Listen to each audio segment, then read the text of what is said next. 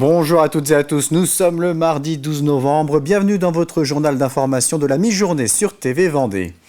Les 40 skippers participant au 10e Vendée Globe se sont élancés dimanche, en même temps que les joueurs du Vendée Globe virtuel. Depuis plusieurs éditions, le jeu Virtual Regatta permet de faire le tour du monde à la voile depuis son ordinateur ou son smartphone, avec les mêmes conditions que la course réelle. La plateforme rencontre un énorme succès avec plus de 500 000 inscrits. Alors comment tirer son épingle du jeu? Voici quelques conseils fournis par Mathis Pires et le vainqueur du Vendée Globe virtuel 2020.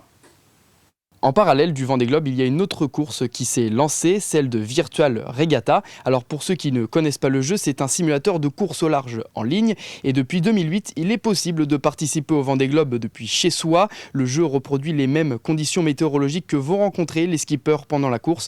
Et comme en vrai, avant le départ, les utilisateurs ont équipé leur bateau avec les meilleures options possibles. Et depuis ce dimanche, 13h02, les e-skippers aussi sont en mer. Et vous en faites peut-être partie. Alors voilà quelques conseils pour réussir au mieux cette course, et c'est pas n'importe qui vous donne ces conseils. Il se surnomme Tigrou 26120 mais s'appelle en réalité Jean-Claude Goudon. C'est un ancien ingénieur de Thales, maintenant à la retraite. Il est le vainqueur de l'édition 2020. Avoir un bon routeur, donc qu'on trouve effectivement gratuitement sur Internet, qu'on peut aussi trouver en appartenant à une équipe. Et après, le troisième point, c'est accepter de faire l'effort de ne pas rater les mises à jour, les 4 fois par jour. Voilà. Quelquefois, quand on est dans le Vendée Globe, on se trouve dans des zones où les vents sont quand même assez stables. Et je vais dire qu'on peut étendre la nuit, au lieu de se lever à 6 heures, on va le faire à 8 heures. Parce qu'au bout d'un certain temps, on finit par être un peu fatigué quand même. D'autres conseils supplémentaires comme suivre des groupes Facebook, ça peut vous être utile pour surveiller les tendances et comprendre les stratégies, ou encore essayer de vous familiariser avec un routeur. Vous pouvez en trouver gratuitement sur Internet et qui ne sont pas compliqués à comprendre si vous êtes novice. Et peut-être grâce à ces conseils, vous arriverez devant vos amis dans 3 mois. Et c'est sur le site du village du Vendée Globe que la Société du Parc des Éoliennes en mer de l'Île-Dieu et de Noirmoutier a fait le point il y a quelques jours sur l'avancée des travaux du futur parc éolien. Celui-ci devrait être mis en service dans 1 an. À l'heure actuelle, 33 fondations ont été installées, 16 câbles interéoliens ont été déroulés. Une sous-station électrique a également été mise en place et raccordée vers la terre. L'installation des fondations et des câbles se poursuit. Les éoliennes, quant à elles, seront posées à partir du mois d'avril 2025. Et en parallèle, se met aussi en place l'organisation du service d'exploitation et de maintenance. Notre base d'exploitation et de maintenance sera sur l'Île-Dieu. C'est inédit pour un parc éolien en mer de le faire depuis un site insulaire. Et aujourd'hui, on aura sur les 60 personnes à peu près qui travailleront à l'Île-Dieu. On cherche à recruter en local. On a déjà 2 personnes qui sont recrutées en local et on est très heureux de ça. Et on continue et on poursuit des efforts pour ces recrutements. Et on fait en sorte aussi de favoriser la capacité de nos salariés à s'installer sur l'Île-Dieu. Et pour ça, on a décidé de construire des logements sur l'Île-Dieu, une quinzaine en l'occurrence. Et les responsables du projet ont également eu l'occasion d'aborder l'impact environnemental de ce parc éolien. Plusieurs dispositifs sont mis en œuvre afin de préserver l'environnement marin et protéger la biodiversité sur la zone d'implantation des éoliennes. On met en œuvre différentes mesures environnementales lors de cette phase de construction.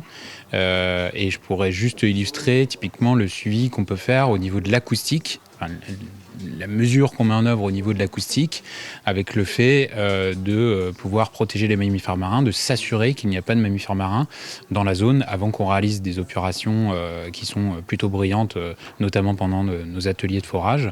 Et donc on s'assure de la non-présence de mammifères marins avant de lancer effectivement nos travaux. Et s'il y a des mammifères marins, on va continuer d'attendre et de ne pas avoir de mammifères marins dans cette zone-là, au moins pendant une période de 30 minutes, pour pouvoir lancer nos ateliers. Ce lundi 11 novembre, de nombreuses commémorations ont eu lieu un peu partout en France pour célébrer l'armistice du 11 novembre 1918 marquant la fin de la Première Guerre mondiale. Certaines communes avaient décidé d'innover afin de mieux perpétuer le devoir de mémoire auprès des plus jeunes. C'était le cas notamment à Angles et à Bazoges-en-Parais où les enfants ont été impliqués dans ces cérémonies symboliques. Reportage Anaïs Escalona. Pendant 1 an, tu l'auras. Il faudra surtout le respecter et le faire respecter à tous tes copains.